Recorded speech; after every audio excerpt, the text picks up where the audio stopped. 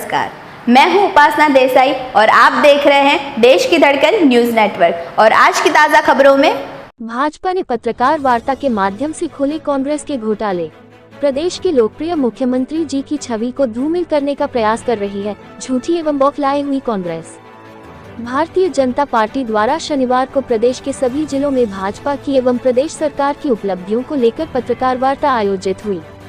इसी तारतम्य में खंडवा में भी जिला भाजपा कार्यालय पर भी पत्रकार वार्ता आयोजित हुई।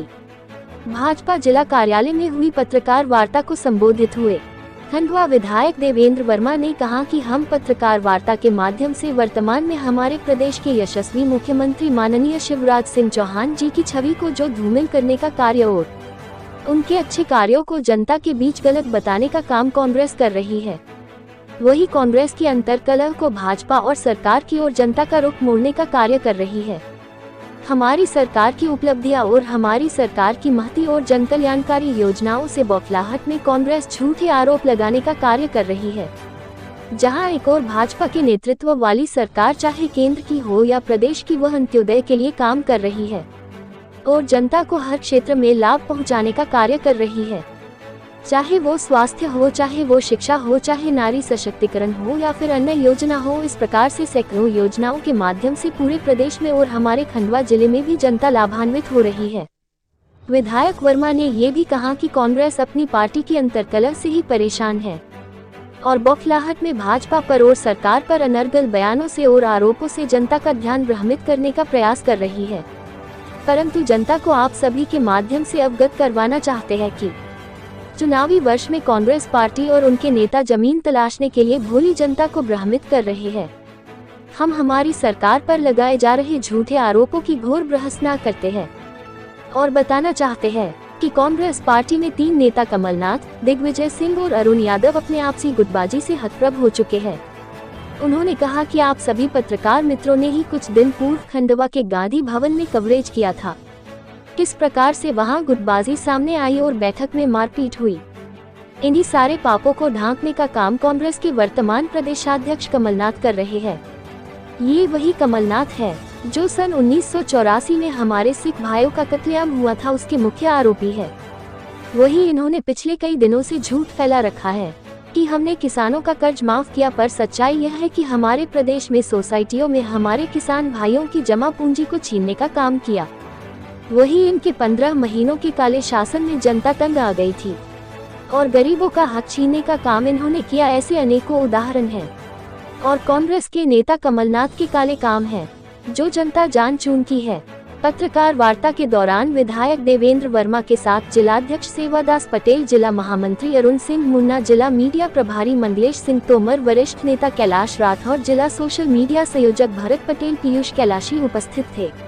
देश की धड़कन न्यूज के लिए खंडवा से नारायण प्रजापति की रिपोर्ट।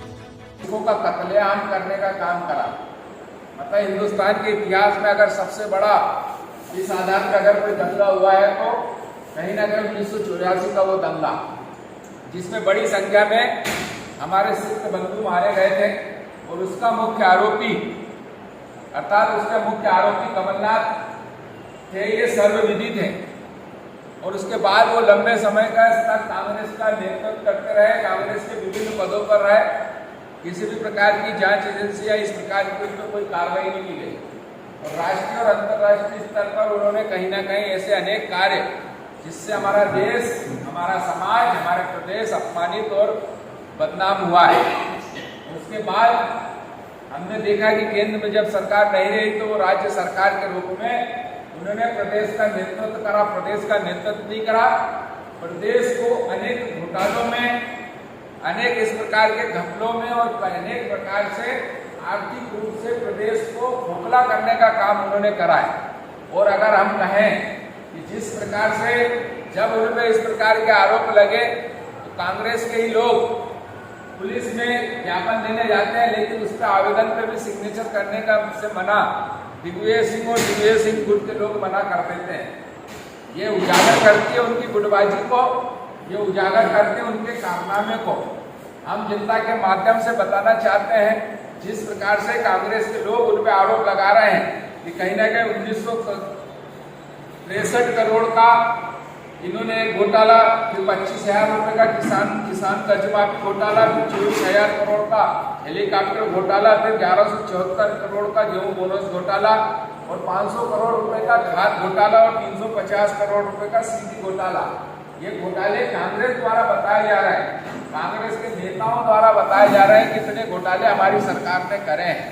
ये कहीं ना कहीं एक प्रकार का लोकतंत्र को बदनाम करने का और कहीं ना कहीं इन्होंने जनता की गाड़ी कमाई को कहीं ना कहीं दुरुपयोग करके उन्हें हड़पने का काम करा है। आंदोलन कर रही है कांग्रेस भ्रष्टाचार को लेकर आंदोलन कर रही है। मैं हमारे कांग्रेसी भाइयों से पूछना चाहता हूं कि किस बात को लेकर आप आंदोलन कर रहे हैं।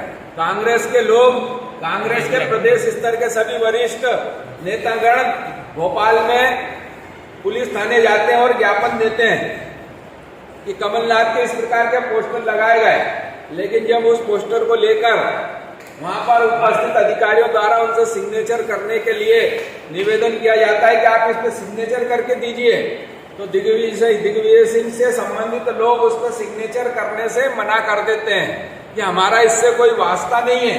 मैं आपके माध्यम से पूछना चाहता हूं कि कांग्रेस के लोग कांग्रेस द्वारा दिए गए इस प्रकार के आवेदन पर सिग्नेचर करने के लिए तैयार नहीं है, कहीं ना कहीं दाल में काला है।